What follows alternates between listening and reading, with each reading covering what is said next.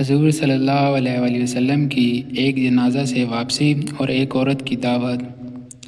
حضور اقدس صلی اللہ علیہ وآلہ وسلم ایک جنازہ سے واپس تشریف لا رہے تھے کہ ایک عورت کا پیغام کھانے کی درخواست لے کر پہنچا۔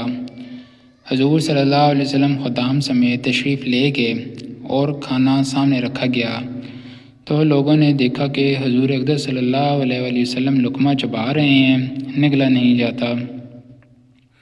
حضور صلی اللہ علیہ وآلہ وسلم نے فرمایا، ایسا معلوم ہوتا ہے کہ اس بکری کا گوشت مالک کی بغیر اجازت لیا گیا ہے۔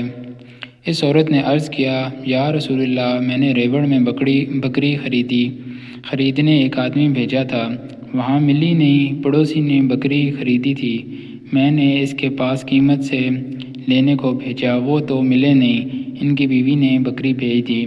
حضور صلی اللہ علیہ وسلم نے فرمایا کہ قیدیوں کو کھلا دو۔